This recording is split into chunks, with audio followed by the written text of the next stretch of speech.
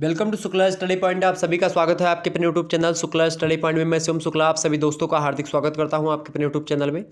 आज के वीडियो के माध्यम से हम चर्चा करेंगे संस्कृत साहित्य जो है यानी संस्कृत नाटक एवं व्याकरण।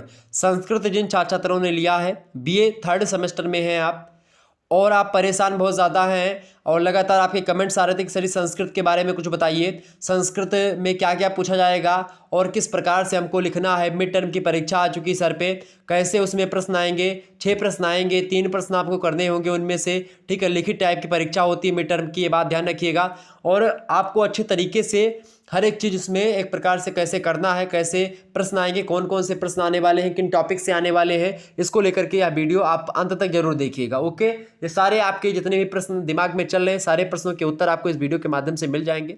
बीए थर्ड सेमेस्टर यानी कि BA second year third semester का यह वीडियो है। संस्कृत के छात्र छात्रों के लिए बहुत महत्वपूर्ण होने वाला है। आपको बता दूं कि ये मात्र 4 टॉपिक्स आप तैयार कर लीजिएगा। निश्चित तौर पर सारे प्रश्न यहीं से आने वाले हैं और उसमें भी आपको मैं कुछ चीज़ें बता दे रहा हूं, तो आप लोग सुनिएगा बड़े ध्यान से। आप चूंकि पहला टॉपिक आपको पढ़ना है नाट्य साहित्य परंपरा और प्रमुख नाटककार, तो ये पहला चैप्टर आपका बढ़ता है, पहली इकाई भी यही है, ठीक है। नाट्य साहित्य परंपरा की अगर मैं बात करूं तो नाट्य काव्य क्या होता है, सबसे पहले इसी को जानना होता है। नाट्य काव्य की बात की है तो नाटक की उत्पत्ति के 3 प्रमुख मत हैं। पहला तो दैवीय उत्पत्ति का मत है, दूसरा है विकासवादी मत और तीसरा है आधुनिक वैज्ञानिक मत। अब आधुनिक वैज्ञानिक मतों में वेदों से उत्पत्ति मानने वाले पाश्चात्य मत हैं कुछ, और कुछ लोक से उत्पत्ति मानने वाले पाश्चात्य मत हैं। इसको समझेंगे तो सबसे पहले नाटकों, संस्कृत नाटकों का जो उद्भव और विकास हुआ है इसको थोड़ा सा जान लीजिए, क्योंकि एग्जाम में ये प्रश्न जरूर पूछेगा कि संस्कृत नाटकों की उद्भव और विकास पर एक टिप्पणी लिखिए। ऐसे प्रश्न अवश्य आएंगे आपकी परीक्षा में। बस तो आपको क्या लिखना पड़ेगा, उसमें आप लिखेंगे कि नाटक की उत्पत्ति के विषय में विद्वानों में बहुत ज़्यादा क्या है, बहुत ज़्यादा मतभेद है।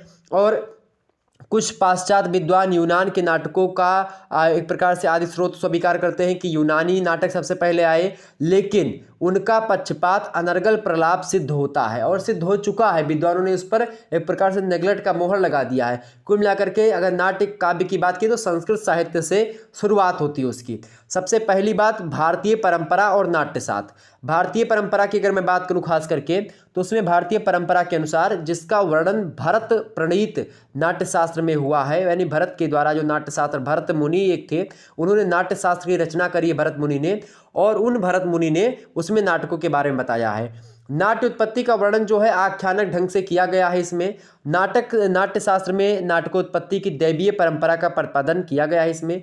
भारत के अनुसार, मतलब भरत के अनुसार, जो भरत मुनि है उनके अनुसार देवताओं की प्रार्थना पर मनोविनोदार्थ ब्रह्मा ने ऋग्वेद में आप देखेंगे पाठ्य संवेद से गीति, यजुर्वेद से अभिनय और अथर्ववेद से रस को लेकर के नाट्य वेद का एक प्रकार से निर्माण किया था। यानी जो सामवेद, ऋग्वेद से पाठ्य यानी जो नाटक का पाठ्य होता है वो जो है किससे लिया, ऋग्वेद से लिया गया है, और सामवेद से गीत को लिया गया जिसमें जो गाना वगैरह होते हैं, गीत जो होते हैं वो, यजुर्वेद से अभिनय की कला और अथर्ववेद से रस, ये चारों वेदों को मिला करके फिर बनता है नाटक।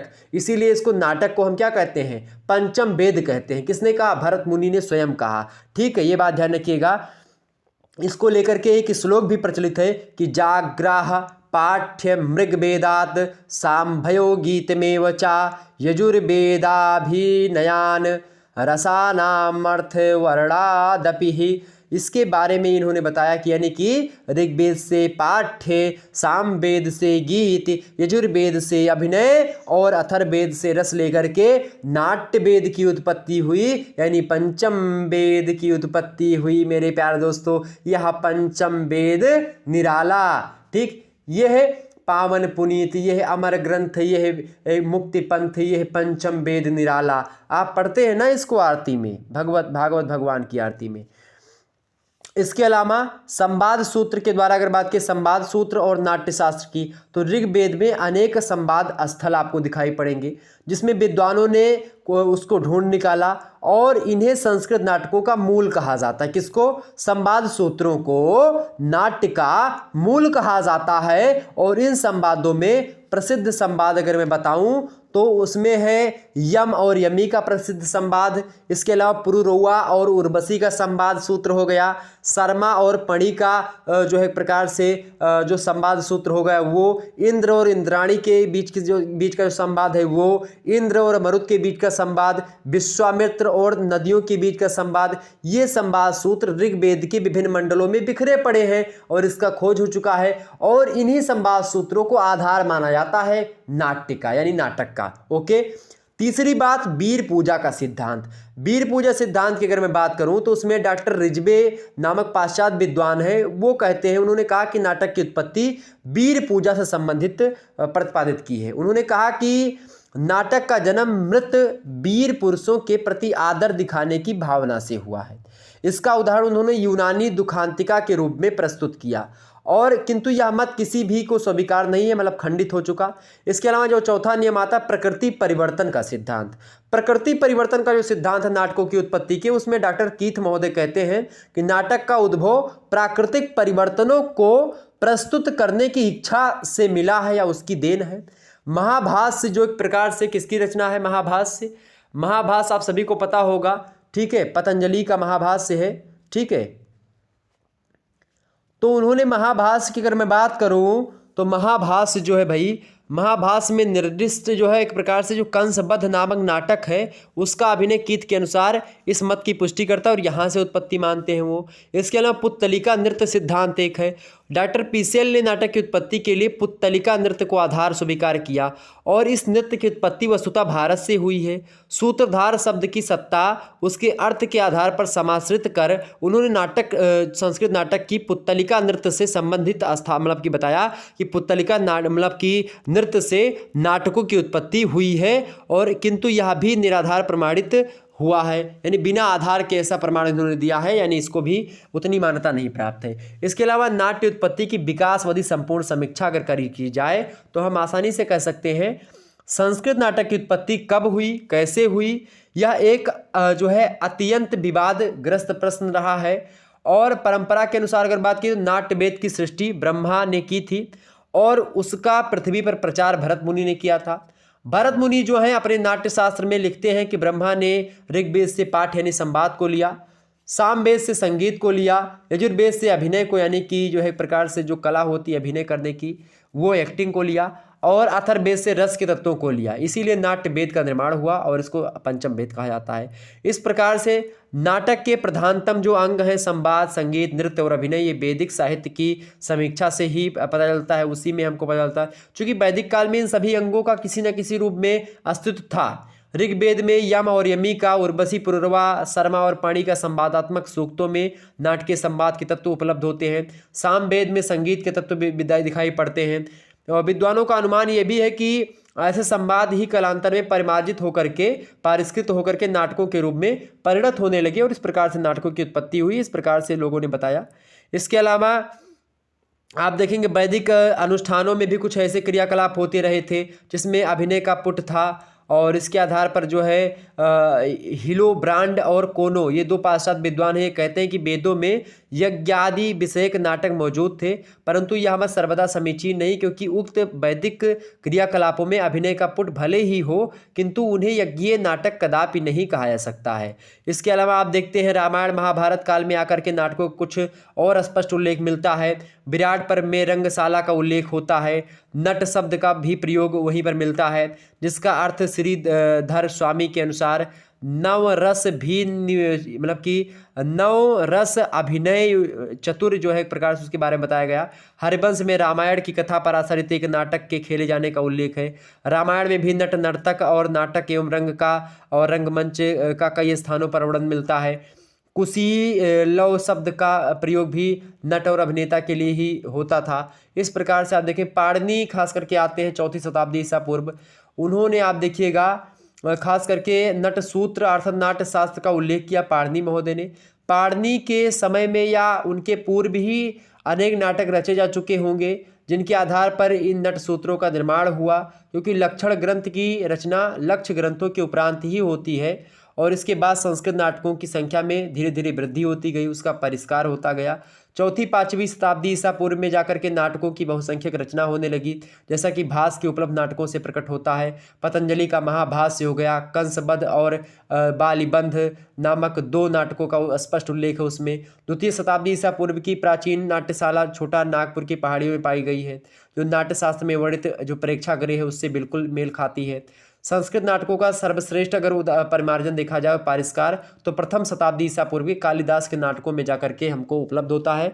कुल मिलाकर के संस्कृत नाटकों में रंगमंच के पर्दे के लिए कहीं कहीं पर यवनिका का प्रयोग दिखाई पड़ता है, और इसके आधार पर कोनो और जो पाश्चात्य विद्वान है, कोनो एक पाश्चात्य विद्वान है और इसके अलावा और भी पाश्चात्य विद्वानों का अनुमान है कि संस्कृत नाटकों की उत्पत्ति ग्रीक नाटकों के प्रभाव से हुई है, किंतु यह मत सर्वदा निर्मूल और भ्रांत प्रमाणित हो चुका है। यवनिका शब्द का प्रयोग केवल इसलिए होता है कि यवन देश से आए वस्त्रों से पर्दे बनाए जाते थे। संस्कृत नाटकों की उत्पत्ति का विकास स्वतंत्र रूप से पहले हो चुका है, सबसे पहले संस्कृत नाटकों की उत्पत्ति हुई है। ये सर्वदा सर्वचीन मत है, इसमें कोई तर्क नहीं है। कुल मिलाकर के इतनी बातें समझने के आधार पर हम कह सकते हैं कि संस्कृत नाटक ने अपने क्रमिक विकास में कुछ तत्व वैदिक साहित्य के लिए हैं, कुछ इतिहास पुराणों से लिए हैं, कुछ लोकगीतों से लिए हैं, धार्मिक और सामूहिक उत्सवों से कुछ प्रेरणा ली है। पतंजलि के समय में तो उसका पूर्ण विकसित रूप अभिनय भी होने लगा था। इस प्रकार भारत में संस्कृत नाटक का पूर्ण विकास कई शताब्दियों में जाकर के हुआ। उसकी उत्पत्ति और अभ्युदय में अनेक तत्वों का और उपादानों का उपयोग हुआ है। कुल मिलाकर के संस्कृत नाटक की उत्पत्ति सर्वप्रथम हुई है, ये मानना परम आवश्यक है। इस प्रकार से इसके नाट्य साहित्य परंपरा के बारे में मैंने कुछ बता दिया। और प्रमुख नाटककारों में अगर बात की है तो संस्कृत साहित्य के प्रमुख नाटककार महाकवि भास के बारे में बता दें तो 1909 ईस्वी में स्वर्गीय महोपाध्याय टी गणपति शास्त्री को त्रावणकोर राज्य में भास के 13 नाटक मिले थे, और उसके आधार पर इन नाटकों के रचयिता वही महाकवि भास हैं, जिनका उल्लेख कालिदास ने अपनी मालिकाग्निमित्र नाटक की प्रस्तावना में किया था। और महाकवि भास के मतलब कि इसमें संदेह नहीं कि ये 13 नाटक जो है वो एक ही व्यक्ति की कृतियां हैं, क्योंकि इन सब में अत्यधिक सादृश्यता पाई जाती है। सभी आकार में छोटे हैं, सभी की भाषा और शैली एक जैसी है, सभी सरल हैं, प्रांजल हैं, सभी में संस्कृत के कुछ आपरणीय आर्स का प्रयोग किया गया है, सभी में एक सुंदर भाव है, एक विचार है। इस प्रकार से उस आधार पर संस्कृत नाटककार में महाकवि भास का नाम एक प्रकार से महत्वपूर्ण है। और भास के बारे में अगर बात की जाए तो सबसे बड़ा मतभेद है कि नाटक भास के ही हैं अथवा नहीं है, इसमें विद्वानों में मतभेद है। और भास्कृत कुछ लोग मानते हैं, वे बहुत से इसके भास्कृत होने पर संदेह भी करते हैं। कुल मिलाकर के लेकिन इन नाटकों के भास्कृत होने के पक्ष में कुछ प्रमाण हैं, जैसे कि त्रावणकोर में मिले हुए 3 नाटकों में एक नाम स्वप्नवास दत्त है, और इस नाटक को राजशेखर ने 900 ईस्वी ने भास रचित माना है। इस प्रकार से कई सारे तर्क और दिए जाते हैं। कुल मिलाकर के भास महाकवि भास हो गए। भास के बारे में अगर बात की है तो किस स्थिति मतलब किस समय के रहे होंगे, इसमें भी कम विवादास्पद नहीं है, बहुत ज़्यादा विवाद इसमें भी खड़ा हुआ है। तो कुल मिलाकर के शूद्रक कहते हैं कि इनका शासन शूद्रक का शासनकाल जो रहा 200 से 197 ईसा पूर्व का था। इस प्रकार मृच्छकटिकम द्वितीय तृतीय शताब्दी की रचना रही होगी। चारदत्त की रचना इसके पूर्व अवश्य हो चुकी होगी। तो भास के नाटकों की खोज के पूर्व संस्कृत का सबसे प्राचीन उपलब्ध नाटक शूद्रक का मृच्छकटिकम है, और इसी के आधार पर हम इनके स्थिति के बारे में जान सकते हैं। ओके, ये बात ध्यान रखिएगा। और इसके अलावा भास के कई सारे नाटक हैं, जैसे कि महाकवि की भास के नाटकों की अगर बात की है तो भास के 13 नाटक हैं, जिनमें से 6 नाटकों के कथानक महाभारत से लिए गए हैं, 2 नाटक रामायण पर आश्रित हैं, शेष 5 नाटक जो हैं उसकी प्राचीन अर्ध ऐतिहासिक घटनाओं पर या दंत कथाओं पर आधारित हैं। तो कुल मिलाकर के भास की मौलिक और अनूठी कल्पना शक्ति तथा अद्भुत नाट्यकला कुशलता का परिचय इन नाटकों में हमको देखने को मिलता है। जैसे कि प्रतिज्ञा, योगंधरायण, उसमें 4 अंक हैं इस नाटक में, ये मिलता है। और नीति वैशिष्ट के बारे में बताया गया इसमें, ठीक है। राजा प्रद्योत के यहाँ से चुराने तथा उनकी नीति के बारे में बताया गया है। मंत्री जो यौन गंध धारण की योगंध धारण थे, उनको उदयन को राजा प्रद्योत के यहाँ से चुराने के बारे में बताया गया है। इसके अलावा स्वप्नवास वदत्तम जो है उसमें 6 अंक हैं, और इसमें मंत्री योगंध धारण या फिर वास दत्ता अग्नो प्रविष्टता, यानी कि वासदत्ता अग्नि में भस्म हो गई। इस संप्रस्वाद के मतलब इसके बारे में बताने का प्रयास, उदयन को पद्मावती से विवाह करने और उदयन के जो है राज्य के बारे में बताया गया है। इसके अलावा उरुभंग नाटक है, एक एकांकी नाटक है ये उद्भंग, ठीक है। उरुभंग जो है एक एकांकी नाटक है। द्रौपदी के अपमान के प्रतिकार स्वरूप भीम द्वारा दुर्योधन की जंघा को भंग करने और उसके मारने का वर्णन इसमें किया गया है। और संस्कृत साहित्य में यही दुखांत नाटक एक मिलता है, उरुभंग, बाकी सभी नाटक सुखांत हैं। इसके अलावा दूत वाक्यम जो है यह भी एक एकांकी नाटक है। महाभारत के युद्ध में से पूर्व जो श्री कृष्ण भगवान और पांडवों की ओर से संधि प्रस्ताव लेकर के दुर्योधन की सभा में जाते हैं जब, तो उनका विफल मनोरथ हो जाता है जो लेकर के जाते हैं। दुर्योधन यानी कि भगवान श्री कृष्ण जो है पांडवों का संदेशा लाए, ठीक है। दुर्योधन मतलब कि उन्होंने कहा कि रखो अपनी धरती तमाम, दे दो मुझको केवल 5 ग्राम, रखो अपनी धरती तमाम। दुर्योधन वह भी दे न सका, ऊपर हर से जो है तकरार किया। आप देखेंगे कि सब भगवान श्री कृष्ण से ही भिड़ गया वो, तो अपना भगवान ने क्या किया, अपना स्वरूप विस्तार किया। और उसके बाद हा हा डगमग डगमग दिग्गज डोले, भगवान कुपित होकर बोले हा हा दुर्योधन बाध मुझे, जंजीर बढ़ाकर साध मुझे। यह देख गगन मुझ में लय है, यह देख जो है मरुत मुझ में लय है, वरुण मुझ में लय है, मतलब पूरा बता दिया भगवान ने। रामधारी सिंह दिनकर की रचना है, ठीक है, रश्मि रथी, कभी पढ़िएगा तो उसमें जब ये स्थान आता तो उसमें बड़ी अच्छी चीज़ें हैं। तो ये है। इसके अलावा जो है पंचरात्रम, बालचरितम, जो है दूत घटोत्कच, कर्णधार, कर्णभार हो गया। और इसके अलावा मध्य माव्या योग, प्रतिमा नाटकम, ये सब नाटक। इसके अलावा अभिषेक नाटकम, अभिमारक, चारुदत्तम, ये सब नाटक जो हैं महाकवि भास के हैं। इसके अलावा बात की जाए महाकवि भास के बारे में आपको विस्तार से जानना भी जरूरी है, चूँकि उनका स्वप्नवास वदत्तम जो है, स्वप्नवास वदत्तम एक इनका जो नाटक है, कौन सा नाटक है भाई, स्वप्नवास वदत्तम, ये नाटक आपके पाठ्यक्रम में है जिसमें 6 अंक हैं। और उसमें ही खास करके आप देखेंगे पद्मावती से विवाह करने तथा उदयन के जो है राज्य के वर्णन के बारे में मैंने बताया था। जो दूसरा नाटक है जिसमें 6 अंक है, ये आपको पढ़ना पड़ेगा, ये आपके पाठ्यक्रम में है, ठीक है, ये बात ध्यान रखिएगा। इसके अलावा बात की जाए और भी नाटककार हैं, जैसे कि भवभूति हो गए, ठीक है, अश्वघोष हो गए, इन सभी के बारे में भी आपको जानना है, ठीक। तो महाकवि भास के बारे में तो हो ही गया। इसके अलावा अश्वघोष हैं। अश्वघोष संस्कृत के बौद्ध कवियों में अश्वघोष का सबसे ऊंचा स्थान है।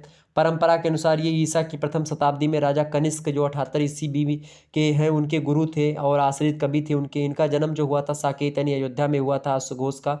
इनकी माता का नाम सुवर्णाक्षी था। इनके महाकाव्यों में वेद और शास्त्रों की अनेक बातें मिलती हैं अश्वघोष के, जिनमें आप देखेंगे इनका एक सुशिक्षित ब्राह्मण कुल में जन्म लेना सिद्ध होता है कि ये एक सुशिक्षित ब्राह्मण कुल में जन्म लेते हैं। बौद्ध धर्म में दीक्षित होने पर अशोक ने जो है बौद्ध धर्म के प्रचार में अपनी सारी शक्ति लगा दी। और खास करके आप देखेंगे उन्होंने साधारण जनता को बौद्ध धर्म के गूढ़ रहस्यों को काव्य की मधुर भाषा में समझाने का बीड़ा उठाया था अश्वघोष ने।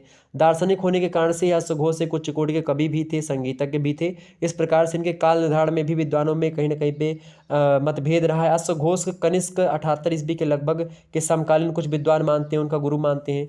फ्रैंक, फ्लीट, बोयर और पाश्चात्य विद्वानों के मतों का विवेचन करें तो वो कहते हैं कि डॉक्टर ओल्डनबर्ग ने कनिष्क को ईसा की प्रथम शताब्दी में सिद्ध किया है और अश्वघोष का समय भी प्रथम शताब्दी रहा होगा, ऐसा माना जा सकता है। इनकी रचनाओं की बात की जाए अश्वघोष की तो जैसे कि बुद्ध चरित हो गए, सौरंद नंद हो गया, सारिपुत्र प्रकरण है, सूत्रालंकार है, ब्रज सूची है, ये सब। इसके अलावा महायान, श्रद्धोत्पाद, गांडी स्तोत्र गाथा, राष्ट्रपाल, ये सब इसके ग्रंथ हैं अश्वघोष के, ये ध्यान रखिएगा। इसके अलावा अगर बात की है तो बुद्ध चरित्र जो है इनका ज़्यादा फेमस है, बुद्ध चरित्र किसका, अश्वघोष का, ठीक। इसके अलावा भवभूति जो नाटककार हैं, भवभूति की अगर बात करी जाए तो संस्कृत के महान नाटककारों में भवभूति का नाम आता है और कालिदास के बाद इन्हीं का नाम भवभूति का नाम ही ले आता है। और इनकी स्थिति के संबंध में भी कुछ प्रमाण उपलब्ध नहीं है। मम्मट 1100 ईस्वी, धनंजय 995 ईस्वी, सोमदेव 959 ईस्वी, इन लोगों ने अपनी रचनाओं में भवभूति के ग्रंथों का उदाहरण दिया है। राजशेखर 900 ईस्वी अपने को भवभूति का अवतार बताते हैं। राजशेखर जो हैं वो कहते हैं कि जो है बाभू वाल्मीकि भवा कवि ही पुरा तथा प्रपेदे बुभि भर्तु मेटनताम स्थिता पुनरयो भवभूतिरेखया सावर्तते सांप्रति राजशेखरा। इस प्रकार से वो क्या कहते हैं, राजशेखर जो है अपने आप को भवभूति का अवतार बताते हैं। इस प्रकार से चीज़ें ये होती हैं। और कुल मिलाकर के इस प्रकार से चीज़ें होती रहती। तो भवभूति भी अपने एक प्रकार से ज़बरदस्त तरीके से, भवभूति ने अपने नाटकों की प्रस्तावना में अपना कुछ परिचय भी दिया है। वे विदर्भ यानी बरार देश के पदमपुर नामक नगर के निवासी थे। उनका जन्म एक जो है उदम्बर वंशी ब्राह्मण में हुआ था। जो है उदुम्बर वंशी एक ब्राह्मण होते हैं, उस परिवार में इनका जन्म हुआ था। और इस वंश के ब्राह्मण कृष्ण यजुर्वेद की तैत्तिरीय शाखा को मानने वाले थे, वेद वेदांगों की ज्ञाता थे, सोम यज्ञ के करने वाले ब्राह्मण थे। भवभूति के पांचवें पूर्वज का नाम महाकवि था, जो वाजपेय यज्ञ के करने वाले विद्वान ब्राह्मण थे। भवभूति की पितामह का नाम भट्ट गोपाल था, पिता का नाम नीलकंठ और माता का नाम क्या था, जातुकर्णी था। और इनका प्रारंभिक नाम श्रीकंठ था भवभूति का, ठीक है। और इनका बाद में नाम भवभूति पड़ा, क्यों पड़ा इस विषय में कुछ लोग कहते हैं कि उन्होंने 2 श्लोक लिखे हैं जिनमें सांबा पुनात भवभूति पवित्र मूर्ति, अथवा दूसरा इनका था कि गिरिजायाः कुचो वंदे भवभूति सिताननो। ये 2 पंक्तियां जिसके आधार पर भवभूति नाम इनका जान सकते हैं। भवभूति की रचना एक है मालती माधव, उसकी एक 400 वर्ष प्राचीन हस्तलिखित प्रति में भवभूति को प्रसिद्ध मीमांसक कुमारिल 700 ईस्वी का उसको शिष्य बताया गया है। यानी कि जो है कुमारिल था, मीमांसक था, ये मीमांसा करने वाला था। यानी कि मीमांसा मतलब समझ रहे हैं ना, मीमांसा मतलब खूब ज़्यादा ज्ञान की बातें करने वाला वो चीज़। तो शिष्य था इनका। और छठे अंक की पुस्तिका में उस शिष्य का नाम उम्बेकाचार्य ही बताया गया है। भवभूति के गुरु का नाम ज्ञान निधि था, जो वास्तव में ज्ञान के भंडार थे। भवभूति की रचनाएं बताएं तो 3 नाटक उपलब्ध हैं इनके भवभूति के। पहला है महावीर चरित, दूसरा है मालती माधव, तीसरा है उत्तर रामचरित। ओके, ये बात ध्यान रखिए। तो ये भवभूति के बारे में कुछ बातें थी। इसके अलावा अगला जो आपका आता है महावीर चरित, महावीर चरित और मालती माधव और उत्तर रामचरित, ये सब इनकी रचनाएं हैं। अब मालती माधव जो है 10 अंकों का एक प्रकरण है। इसमें मालती और माधव के प्रेम विवाह के बारे में उसकी कल्पना प्रसूत चित्र कथा बताई गई है।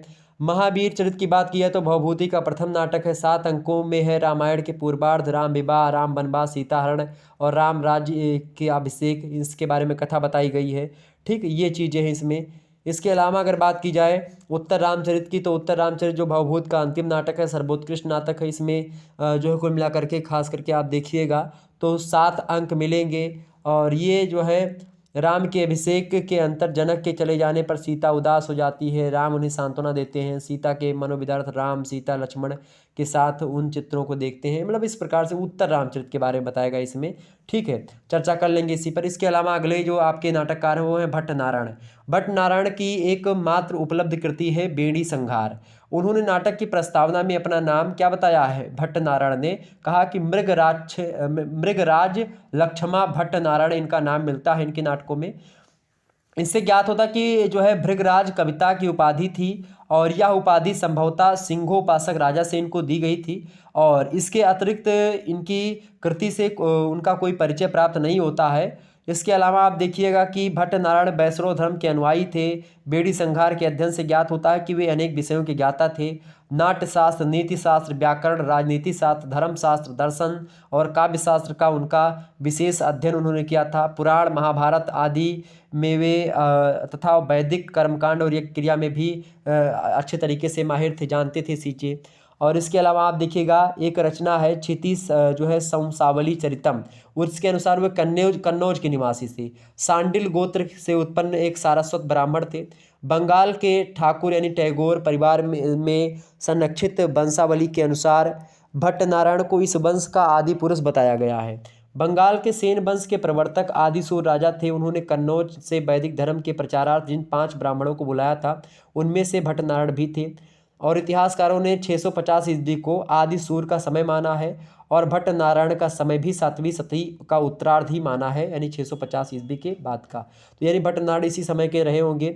बेड़ी संहार इनकी एकमात्र रचना है। इसका कथानक महाभारत से संबंधित है, परंतु कवि ने नाटकीय की दृष्टि से उसमें यथेष्ट परिवर्तन किया है। इनमें कथानक कौरव और पांडवों की सभा में द्रौपदी का कौरवों ने अपमान जो किया था उसके बारे में बताने का प्रयास है। नाटक द्रौपदी की खुली बेड़ी संहार यानी संवारने की घटना को केंद्र बना करके इसका जो है करता है, और कौरव सभा में दुशासन द्वारा जो है केस खींचे जाने पर द्रौपदी की बेड़ी खुल जाती है। वह प्रतिज्ञा करती कि जब तक अपमान का बदला नहीं लिया जाएगा वह अपनी जो है चोटी यानी बेड़ी नहीं बांधेगी। भीमसेन ने तुरंत प्रतिज्ञा ली कि दुर्योधन के जो है सद्या रक्त से रंगे हाथों से द्रौपदी की बेड़ी संहार यानी समारेगा, खून से उनकी जो है एक प्रकार से बाल की चोटी बांधेगी, जो है दुशासन के लहू से। इस प्रकार चीज़ें हुई। बीर रस प्रधान नाटक है बेरी संहार, तो ये है इनका। इसके अलावा विशाख दत्त अगले नाटक हैं आपके, मतलब कि नाटककार। विशाख दत्त की बात की तो संस्कृत साहित्य में, नाट्य साहित्य में विशाख दत्त की प्रसिद्धि का कारण उनका एकमात्र उपलब्ध नाटक है जिसका नाम है मुद्रा राक्षस। बहुत फेमस नाटक है मुद्रा राक्षस जो है विशाख दत्त का। और ये उसमें 3 और नाटक की रचना इन्होंने करी है विशाख दत्त ने, जैसे कि देवी चंद्र हो गया, देवी चंद्र गुप्तम प्रकरण की कथा में गुप्त राजा और उनके छोटे भाई चंद्रगुप्त का ऐतिहासिक पात्र है। चंद्रगुप्त जो है अपने बड़े भाई के बाद राजा बनता है, उसने विक्रमादित्य की पदवी धारण करी। उसका समय 375 से 413 के आसपास रहा और इसीलिए विशाख दत्त का समय 4वीं शताब्दी का उत्तरार्ध और 5वीं शताब्दी का पूर्वार्ध माना जा सकता है। डॉक्टर रामजी उपाध्याय के अनुसार इनका स्थिति काल चतुर्थ शताब्दी थी और उसका उत्तराधर्णी के लगभग 350 के बाद और 5वीं शताब्दी का पूर्वार्ध यानी कि 400 के आसपास इस तरह रहा होगा। विशाख दत्त के पिता का नाम था पृथु और पितामह का नाम था जो है सामंत बटेश्वर दत्त। और विशाख दत्त ने राजनीति, अर्थशास्त्र, नाट्यशास्त्र, दर्शन शास्त्र, ज्योतिष शास्त्र, गणित इन सभी का अच्छे तरीके से अध्ययन किया था। और इनकी रचनाएं जो जैसे देवी चंद्रगुप्त एक रचना इनकी है विशाख दत्त की। इसके अलावा जो है अभिसारिका वंचित या अभिसारिका बंधित रचना है। और तीसरी रचना है मुद्रा राक्षस। मुद्रा राक्षस की बात की है तो संस्कृत साहित्य का अनूठा नाट्य रत्न कहा जाता है इसको, मुद्रा राक्षस को। और इसी नाटक के आधार पर विशाख दत्त का गौरव आछुड़ रहा है।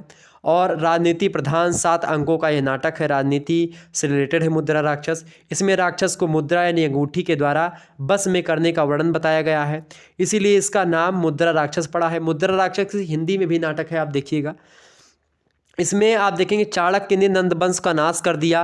धनानंद जो था वहाँ की गद्दी पर बैठा था, उसका नाश चाणक्य ने करवाया और अपनी कूटनीतिज्ञ चालों से नंदवंश के जो मुख्यमंत्री थे राक्षस, मतलब कि मुख्यमंत्री राक्षस जो था और चाणक्य का दांव पेच जो है उखाड़ पछाड़ों के संधि विग्रह, उसका वर्णन आपको मिलेगा। नंदवंश के मुख्यमंत्री थे राक्षस और चाणक्य, इन दोनों के बीच का दांव पेच उखाड़ पछाड़ ये सब चलती रहती, संधि विग्रह जो भुज हुआ उसके बारे में बताया गया है।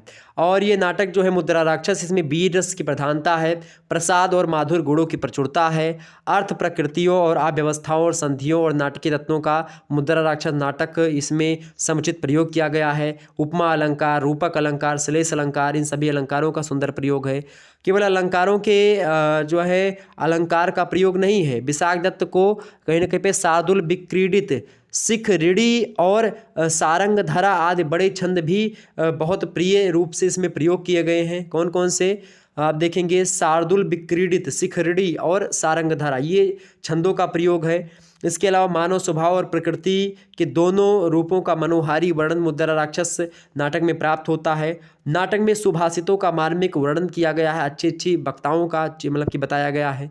सौर सेनी, महाराष्ट्रीय और मागधी प्राकृत भाषाओं का प्रयोग किया गया है। विशाख दत्त संस्कृत के प्रगतिवादी नाटककार माने जाते हैं। इस प्रकार से हिंदी में एक प्रकार से प्रगतिवादी रचनाकार हैं, ठीक उसी प्रकार से इसमें ये प्रगतिवादी नाटककार है संस्कृत में। और विशाख दत्त में खास करके ये क्षमता थी कि नई विधा, नई परंपरा, नई दिशा को जन्म दे सकें। और खास करके मौलिकता, नवीनता, शक्तिमत्ता इसमें कूट कूट कर भरी हुई है। दांव पेचों का वर्णन करते हैं और इसीलिए परंपरागत रूढ़ियों को छोड़ करके विशाख दत्त जो है संस्कृत साहित्य में अपना अनूठा स्थान बनाते हैं और एक नई तरीके के बारे में बताने का प्रयास करते हैं। इसके अलावा तो ये तो हो गया एक प्रकार से प्रमुख नाटककार, पर नाट्य साहित्य परंपरा भी मैंने बता दी आपको। संस्कृत के बारे में कुछ बारे में जानकारी आपको हुई होगी, वीडियो को 2 से 3 बार देख लीजिएगा। इसके अलावा अगला पॉइंट है अभिज्ञान शाकुंतलम, महाकवि कालिदास का आपके पाठ्यक्रम में है, 2वीं इकाई में शामिल है। अभिज्ञान शाकुंतलम से भी आपका प्रश्न पूछ सकता है, लेकिन बस इतना अगर जितना मैंने बता दिया यहीं पर आपके मिड टर्म में इतना ही पूछा जाएगा। बाकी मैं थोड़ा सा चर्चा कर ले रहा हूँ अभिज्ञान शाकुंतलम पर भी। अभिज्ञान शाकुंतलम जो है आपकी नाटक के रूप की अगर बात की है, नाटक का रूप जो होता है, नाटक का स्थान दृश्य काव्य परंपरा में आता, नाटक का ही दूसरा नाम नाट्य है। और कहीं ना कहीं पे आप देखिएगा, नाटकम ख्यात व्रतम ख्यातम पंच संधि समान्वितम विशाल श्रद्धया द्विगुणवत्तम नाना विभूति भी, ये एक प्रकार से आचार्य विश्वनाथ ने इसके बारे में कहा है। तो कुल मिलाकर के इसके बारे में हमको थोड़ा सा जानना पड़ेगा ठीक है, कि महाकवि जो कालिदास हैं उनका व्यक्तित्व और कृतित्व क्या रहा है, तो एग्जाम में प्रश्न पूछ सकता है। महाकवि कालिदास नाटक के बारे में बहुत ज़बरदस्त तरीके संस्कृत में है। ठीक है, कालिदास के जन्म स्थान के संबंध में विद्वानों में मतभेद है, क्योंकि उन्होंने अपनी जन्मभूमि की स्पष्ट चर्चा नहीं की है। कालिदास लोकप्रिय कवि हैं और विद्वानों ने अपने अपने प्रांत में जन्म लेने वाला उनको बतलाया है। बंगाल के विद्वान उन्हें जन्म स्थान बताते हैं मुर्शिदाबाद के गड्ढा सिंगरू नामक ग्राम में। बंगाली विद्वानों का यह तर्क है कि महाकवि कालिदास काली के उपासक रहे हैं और काली की उपासना का केंद्र बंगाल ही रहा है और काली के प्रसाद के से काव्य प्रतिभा उनको प्राप्त हुई। महाकवि कालिदास का जन्म स्थान चूंकि बंगाल ही रहा होगा, परंतु अधिकांश विद्वान इससे सहमत नहीं हैं। और कश्मीर के विद्वानों ने कहा कि महाकवि कालिदास जो है कश्मीर में जन्म लेने वाले हैं और ये लोग तर्क देते हैं कश्मीर वाले कि कालिदास ने हिमालय और हिमालय पर्वत से संबंधित स्थानों का सुंदर वर्णन किया है, तो इसीलिए कालिदास कश्मीरी हैं। इसके विपक्ष में बोलने वाले विद्वानों का यह कथन है कि राज तरंगिणी कश्मीरी कवियों के वर्णन में कालिदास का नाम नहीं लिया गया है, और अगर होते तो लिया जाता। केवल हिमालय के सुंदर चित्रण से कालिदास को कश्मीरी मान लेना उचित नहीं है। हिमालय के वर्णन के अतिरिक्त कालिदास के अन्य वर्णन भी सरस और रोचक और सद्य प्रतीत होते हैं। कुल मिलाकर के आप देखेंगे जो कि कश्मीरी नहीं है वो भी अच्छे तरीके से वर्णन कर सकते हैं। तो कुल मिलाकर के आप देखिएगा, कुछ विद्वान कालिदास को विदर्भ में जन्म लेने वाला बताते हैं। अपने पक्ष को पुष्ट करने में तर्क देते हैं कि कालिदास के ग्रंथों में अनेक स्थानों पर विदर्भ का वर्णन मिलता है, जिसमें कालिदास का विदर्भ प्रेम स्पष्ट परिलक्षित होता है, अतः उन्हें विदर्भ का होना चाहिए। इस तथ्य के खंडन में प्रतिपक्षियों का कथन है, लोग उसके खंडन करते हैं। विद्वान कहते हैं कि कालिदास ने विदर्भ का विशेष वर्णन न करके सामान्य का ही वर्णन किया है, अतः वे विदर्भ के नहीं हो सकते। इसके अलावा महोपाध्याय हरिप्रसाद शास्त्री जी का विचार है कि कालिदास का जन्म विदिशा में होना चाहिए, क्योंकि उन्होंने विदिशा तथा उसके समीप स्थित जो प्राकृतिक सुंदर दृश्य हैं उसका चित्रण जो है अच्छे तरीके से किया, परंतु विद्वानों को यह भी मान्य नहीं है। मैथिल विद्वान कालिदास को मिथिला में जन्म लेने वाला बताते हैं। दरभंगा जिले के अंतर्गत जो उच्चैठ नामक ग्राम है उसके पास दुर्गा जी की एक मूर्ति है, उसी के समीप एक टीला है। कुछ लोग बताते हैं कि वहीं पर कालिदास के दिव्य ज्ञान की प्राप्ति हुई थी, परंतु इससे भी अधिकांश विद्वान सहमत नहीं हैं। महाकवि कालिदास ने उपयुक्त सभी स्थानों की उपेक्षा उज्जैनी का वर्णन अत्यंत आदर के साथ किया है।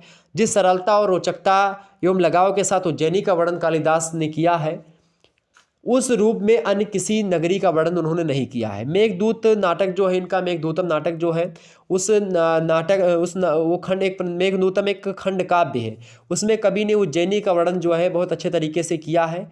और मेघ के लिए मार्ग का कुछ टेढ़ा पड़ जाना और फिर भी पक्ष श्री विशाला विशाला यानी उज्जैनी को ही कहा जाता है विशाला विशाला देखने के लिए वो आग्रह करते हैं, बताते हैं।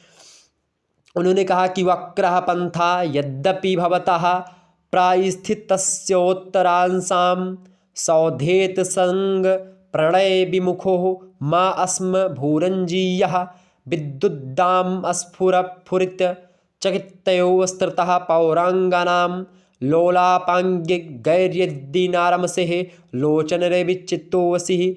ये कहते हैं कि हे मेघ उत्तर दिशा की ओर प्रस्थान करते हुए, वक्रम पंथा यद्यपि भवतः परिस्थितियो उत्तरारासाम, यानी कि हे मेघ उत्तर दिशा की ओर प्रस्थान करते हुए यद्यपि आपका मार्ग टेढ़ा पड़ेगा, तथापि उज्जैनी के महलों की अट्टारियों का परिचय प्राप्त करने के प्रेम से विमुख ना हो जाना। मेघ को दूत बना करके भेजना, ये मेघदूतम इसीलिए इस जो है काव्य का नाम पड़ा, इस खंड काव्य का नाम पड़ा, क्योंकि मेघ को यानी बादलों को दूत बना करके भेजना ये महाकवि कालिदास की अनोखी कल्पना थी, बहुत जबरदस्त कल्पना थी। इस प्रकार की कल्पना आने वाले समय में हिंदी कवियों ने भी अपनाई। महाकवि जो थे उस समय मैं बताऊं जो है खड़ी बोली का पहला महाकाव्य लिखा प्रिय प्रवास अयोध्या सिंह उपाध्याय हरियोध ने। उन्होंने भी जो है पवन को दूती बनाया, यानी हवा को दूत बना करके पवन दूती का लिखा कि बैठी खिन्नायक दिवस वे गेह में थी अकेली, आके आंसू दृग युगल से थे धरा को भिगोते। ठीक है, आई उसी काल प्रातः वाली सुपवन उसी काल वातायनों से। ठीक, इस प्रकार से। ठीक, तो कुल मिलाकर के ये बड़ा ज़बरदस्त काम था। इन्होंने कहा कि जब आप बादलों से कहा कि वहाँ नगर की सुंदरी स्त्रियों की बिजली की कौंध से चकित ना हो जाना, हे बादल, चल चल प्रांत वाले भागों मतलब भागों वाले नेत्रों में यदि रमण ना किया जाए तो अपना जीवन व्यर्थ ही समझना। यानी इन्होंने पूरा बताया कि अब जब जाएंगे ऐसे ऐसे तो ये चीज़ें मिलेंगी, उसके बारे में सुंदर वर्णन किया है। और महाकवि कालिदास के काव्य में जो है आंचलिक विशेषताओं को ही देख करके कोई उन्हें उज्जैन का निवासी बतला सकता है, तो कोई कश्मीर का, कोई बंगाल का कह सकता है, तो कोई गढ़वाल का, कोई मिथिला का, तो कोई महाकवि को एक प्रकार से मिथिला भूमि में ही समलंकृत मान सकता है। यानी अलग अलग प्रकार से लोग कहते हैं। कोई मिला करके आप देखिएगा कि जो कालिदास हैं, मेघदूत उनकी रचना जो है बड़ी फेमस रचना है। अभिज्ञान शकुंतलम तो उनका एक प्रकार से ज़बरदस्त काव्य रहा ही है। तो कुल मिलाकर के महाकवि कालिदास के बारे में कुछ बातें जो मैंने आपको बताई। अभिज्ञान शकुंतलम नाटक की कथा वस्तु के बारे में बताएं तो इसका नाटक जो है 4 अंकों में जो है फैला हुआ है। इन 4 अंकों के बारे में हम बताएंगे, लेकिन अभी थोड़ा सा टाइम कम है, लेकिन मैं 4 अंकों के बारे में आपको विस्तार से एक दिन चर्चा कर लूँगा। ठीक है, राजा दुष्यंत के चरित्र चित्रण के बारे में है। अभिज्ञान शकुंतलम जो है, इसका नामकरण के औचित्य को जानने से पहले इस नाम के अर्थ को जानना भी जरूरी होता है। चूँकि अभिज्ञान शकुंतलम जो है ये अभिपूर्वक ज्ञा धातु से ल्यूट प्रत्यय करके अभिज्ञान शब्द भी उत्पन्न हुआ है। अब प्रश्न यह उठता है मेरे भाई कि प्रकृत अभिज्ञान शब्द में ल्यूट प्रत्यय किस अर्थ में हुआ है? भाव के अर्थ में अगर बात की जाए या करुण के अर्थ में, कर्ण के अर्थ में हुआ है। यदि भाव के अर्थ में हुआ तो ल्यूट प्रत्यय माना जाए तो अर्थ होगा अभिज्ञायते यत् तत् अभिज्ञानम तत् शकुंतलम अभिज्ञान शकुंतलम। यहाँ पर मयूर जो है व्यंशकादित्वात् समास समझना चाहिए। इस तरह अभिज्ञान शकुंतलम का अर्थ हुआ शकुंतला की पहचान। इस प्रकार से आप देखेंगे इसमें कई प्रकार के राजा दुष्यंत जब ऋषियों के यज्ञ की रक्षा के पश्चात शकुंतला को महर्षि कणों के आश्रम में छोड़ करके अपनी राजधानी जाने लगते हैं, उस समय वह पहचान के लिए अपने नाम से अंकित एक अंगूठी यह कहकर शकुंतला को देता गया कि हमारे मंत्री शीघ्र ही आकर के तुम्हें यहाँ से सासम्मान ले जाएंगे। दुष्यंत को गए कुछ दिन बीतने लगे और शकुंतला दुष्यंत की याद में रात दिन खोई खोई सी रहने लगती है। फिर यहाँ तक कि आतिथ्य के लिए पधारे महर्षि दुर्वासा की भी कहीं न कहीं पे अयम मह भो यह आवाज़ भी नहीं सुन सकती है। इस प्रकार से क्या होता है मतलब कि एक प्रकार से साप दे करके उसको लौट जाते हैं। प्रियंवदा की प्रार्थना से इतना मात्र वरदान देते हैं कि जो है आभर्याणि विज्ञान दर्शय अस्या सापो निवृत्ति यानी निवृत्तिस्यापि, यानी आपका प्रवास से लौटे महर्षि कणो जो है अग्निशाला में जा कर के वो तमाम प्रकार की चीज़ें होती, लंबी कथा है। और इस प्रकार से क्या होता है कि तमाम प्रकार की चीज़ें होती है। और एक बालक आप इसी में देखेंगे भरत बालक, तो उन सभी के बारे में हमको चर्चा करनी है। थोड़ा लंबा चैप्टर है, तो ये महाकवि कालिदास के बारे में कुछ बातें। इसके अलावा स्वप्नवास वदत्तम जो है महाकवि भास का है। महाकवि भास के बारे में मैंने ऑलरेडी आपको बता रखा है। ओके, अब इसमें आपसे प्रश्न ये तमाम सारे पूछता, शकुंतला का परिचय, दुष्यंत का चित्रण, ठीक है, इस प्रकार से पूछता है। महाकवि कालिदास की काव्य शैली कैसी रही, ये सब प्रश्न आपसे बनता है, तो ये सब सेमेस्टर परीक्षाओं में आपसे पूछा जाएगा।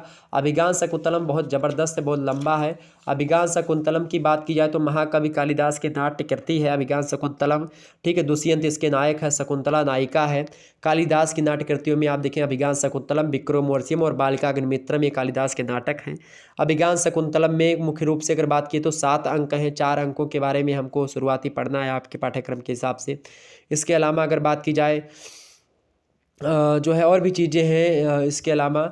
और अगर बात की कथा का जो केंद्र बिंदु है अभिज्ञान शकुंतलम की कथा वस्तु का राजा दुष्यंत और शकुंतला को दिए गए जो अभिधान यानी अंगूठी है उसके इर्द गिर्द चक्कर काटती पूरी की पूरी कथा बीत जाती है। दुष्यंत जो है हस्तिनापुर के राजा हैं, आपको पता होगा, ठीक है। और इस प्रकार से उनके बच्चा एक होता है, मतलब राजा दुष्यंत के लड़का, उसका नाम भरत होता है, आप सभी को पता होगा। इस प्रकार चीज़ें होती रहती है। और इस प्रकार से अगला जो आता है आपका वो रचना है स्वप्नवाद। क्या रचना है भाई? स्वप्नवास वदत्तम। स्वप्नवास वदत्तम जो रचना है ये महाकवि भास की है। महाकवि भास जो है आप सभी को पता होगा, ये वैसे भास द्वारा रचित है स्वप्नवास वदत्तम। ये इतिहास प्रसिद्ध 6 अंकों का एक नाटक है, उत्कृष्ट नाटक है जो प्रतिज्ञा योग धारण का उत्तरार्ध है। इस नाटक के कथानक का आधार जो है एक प्रकार से गूढ़ाढ्य की बृहद कथा है। और स्वप्न में वासवदत्ता से मिलने के कारण से इसका नाम स्वप्न वासवदत्तम पड़ा है। यह संस्कृत का प्रथम राजनीतिक नाटक या राजनीति प्रधान रूपक है। इसमें नायक वत्सराज उदयन तथा नायिका जो है वासुदत्ता है। नायिका कौन है? वासुदत्ता है। और नायक कौन है? वत्सराज उदयन है। ठीक है, ये बात ध्यान रखिएगा। इसमें क्या होता है कि सर्वप्रथम जो है नांदी पाठ के जो है पश्चात सूत्रधार प्रवेश करता है, वह मांगलिक श्लोक का पाठ करता है। उसके बाद में वत्सराज उदयन का मंत्री जो योगंध धारण है, जो है योगंध रायण, वो पति जो है ब्राज के बेस में अवंतिका बेस धारणी वासुदत्ता के साथ तपोवन में प्रवेश करता है। ये सब चीज़ें हैं, तो इससे हम समझेंगे आगे चल करके, चीज़ों के बारे में विस्तार से आपको बताएंगे। ठीक है, सारी चीज़ों के बारे में समझेंगे। ज़्यादा लंबा चैप्टर नहीं, थोड़ा सा छोटा चैप्टर है, लेकिन फिर भी 2-3 दिन तो लगेंगे इसको पढ़ने में। वैसे जो है स्वप्न वासुदत्तम का संक्षिप्त परिचय कर बताऊँ तो 6 अंकों का नाटक है, आप सभी को पता होगा। नायिका कौन है भाई? वासुदत्ता नायिका है, उदयन नाटक है, मतलब कि नायक है इसके। ये क्लियर हो गई बातें। महाकवि भास ने इसमें भाषा सरल तरीके से, सरल और मधुर भाषा, मतलब कि भाषा का प्रयोग किया है। छोटे छोटे वाक्य और सहज और हृदय के लिए आकर्षक मुहावरों का प्रयोग और उससे मतलब कि भाषाओं का प्रयोग किया गया है। सहज में मनोभाव का, भावबोध का प्रयोग करवाते हैं। कथोपकथनों में प्रयुक्त जो पद है सरल है, मनोरम है। ठीक, स्वप्न वासुदत्तम में कुल मिलाकर के कितने पद हैं, इसमें किन किन छंदों में प्रयोग हुआ, ये भी ध्यान रखिएगा। स्वप्न वासुदत्तम में 58 श्लोकों में निबद्ध 6 अंकों का एक नाटक है। कवि ने विषय के अनुरूप 11 प्रकार के छंदों का प्रयोग स्वप्न वासुदत्तम नाटक में किया है। और इसमें जो छंद प्रयोग किए गए, जैसे आर्या छंद का प्रयोग है, अनुष्टुप छंद का प्रयोग है, शार्दुल विक्रीडित छंद का प्रयोग है, वसंत तिलका छंद का प्रयोग है, पुष्पी ताग्रा छंद का प्रयोग है, वैश्व देवी छंद का प्रयोग है, मालिनी शिखरिणी का प्रयोग है, और इसके अलावा हरणी छंद का प्रयोग है, उपेंद्र ब्रजा छंद का, उपजाति छंद का प्रयोग है। इन सभी छंदों का प्रयोग किया गया है। और खास करके आप देखिएगा स्वप्न वासुदत्तम नाटक जो है, इसमें पुरुष पात्रों की अगर बात की तो 8 पुरुष पात्र हैं इसमें। पहला तो उदयन हो गया, दूसरा है योगंध रायण, तीसरा है और जो है रूमण्यवान, चौथा है वसंतक, पांचवा है ब्रह्मचारी, छठवा है जो है कांचुकीय प्रथम, और दूसरा है कांचुकीय द्वितीय, और 8वां है आपका भट्ट। तो इस प्रकार से ये 8 जो हैं ये पुरुष पात्र हैं इसमें। और इसके अलावा आप देखेंगे खास करके इसमें स्त्री पात्रों की संख्या, तो स्त्री पात्रों की संख्या अगर बात की तो पुरुष पात्रों के साथ साथ स्त्री पात्रों का भी परिचय हुआ है। 10 स्त्री पात्र इसमें है, जैसे कि पहली है वासुदत्ता स्वयं नायिका जो है, उसके अलावा अवंतिका है, पद्मावती है, अंगारवती है, तापसी है। ठीक है, इसके अलावा 6वीं जो है मधुरिका, ठीक है, मधुकरिका, और 7वीं है पद्मिका, और 8वीं है धात्री, 9वीं है वसुंधरा, और 10वां है विजया। इस प्रकार से 10 जो है नायिका है इसमें, यानी कि नारी पात्र है। सॉरी, एक नायिका होती है, एक नायक होता है। नायक कौन है? उदयन है। नायिका कौन है? वासुदत्ता है। और खास करके अगर बात की जाए जो है स्त्री पात्रों की संख्या तो 10 है, पुरुष पात्रों की संख्या कितनी है? 8 है। ये बात ध्यान रखिएगा। कोई मिलाकर के भास ने बहुत सारे नाटकों का लिखा है, जैसे कि प्रतिज्ञा, योगंध धारण हो गया, स्वप्न वासुदत्तम इनका नाटक है। इसके अलावा प्रतिमा नाटक हो गया, पंचरात हो गया, अभिषेक नाटक हो गया, मध्यम व्योम नाटक हो गया, कर्णभार नाटक हो गया, दूत वाक्य नाटक है, दूत घटोत्कच नाटक, अरुभंग नाटक, बाल चरित्र, अभिमारक और चारुदत्त। 13 नाटक जो हैं ये खोज निकाला है इन्होंने। किसने खोज निकाला है? महोपाध्याय श्री टी गणपति शास्त्री जी ने, दक्षिण के महाकवि भास हैं, दक्षिण के हैं, उन्होंने निकाला है ये चीज़ों के बारे में। ठीक है, और कुल मिलाकर के आप देखिएगा कि जो है निकाला, और त्रिवेंद्रम संस्कृत सीरीज में जो है इसको प्रकाशित करवाया, इनके 13 नाटकों को। ठीक है, ये बात ध्यान रखिएगा। राजा उदयन जो है वो स्वप्न वासुदत्तम नाटक का एक प्रकार से नायक है। धीर ललित कोटि का नायक है ये, चिंता रहित रहता है, कलाओं का प्रेमी है, सुखी है, कोमल है। नायक धीर ललित कहलाता है इसमें। ठीक है, इस प्रकार से राजा जो उदयन है वो कहीं ना कहीं पे आप देखेंगे कि एक आदर्श प्रेमी है, विविध कलाओं में प्रवीण है, निराभिमानी है, विनयी है, पराक्रमी है, प्रजापालक है, धर्म के अनुरुक्त है, सुशील नायक है। इस प्रकार से और सभी का परिचय आपसे पूछ सकता है। रानी अगर बात की जाए वासुदत्ता का परिचय। तो वासुदत्ता जो है ये नायिका है, प्रधान नायिका है, उज्जैनी के राजा प्रद्योत महासेन की पुत्री है और राजा उदयन से इसका स्नेह रहता है, प्रेम रहता है। इस प्रकार के विवाह का प्रचलन था कि वासुदत्ता अत्यंत ही सुंदर, शालीन और सद्गुणों से युक्त थी। यही कारण है कि राजा उदयन उस पर मोहित हो जाता है। संक्षेप में कहा जा सकता है कि वासुदत्ता अत्यंत सौम्य, सरल, गंभीर, संयत और पतिभाव परायण, विनीत आदि गुणों से युक्त, और उसमें धीरा वर्ग की नायिका के गुण भी दिखाई पड़ते हैं।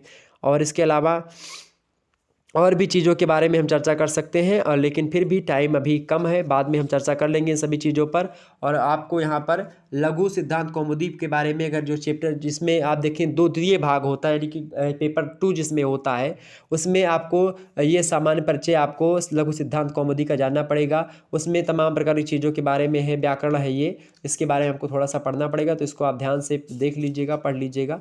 इस प्रकार से उसमें चीज़ों के बारे में बताया गया है।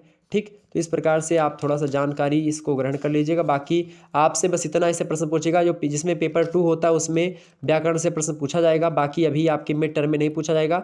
और बाकी जब मॉडल पेपर मैं लाऊंगा तो उसके बारे में चर्चा कर लूँगा। ठीक है, चीज़ें ध्यान से रखिएगा। ओके, चलिए फिर मिलते हैं हम नेक्स्ट वीडियो में। तब तक के लिए जय हिंद, जय भारत। आप सभी का बहुत बहुत धन्यवाद। हमारे से जुड़ने के लिए इसी प्रकार से अपना प्यार बनाए रखिएगा हमेशा। धन्यवाद, बहुत बहुत धन्यवाद आप सभी का। Okay, good night, I love you. चलिए, बहुत बहुत धन्यवाद। और वीडियो को लाइक कर दीजिए, चैनल पर नए हैं तो सब्सक्राइब कर दीजिएगा और शेयर कर दीजिए सभी दोस्तों के पास वीडियो को। ओके, चलिए, बहुत बहुत धन्यवाद सभी का, बहुत बहुत धन्यवाद।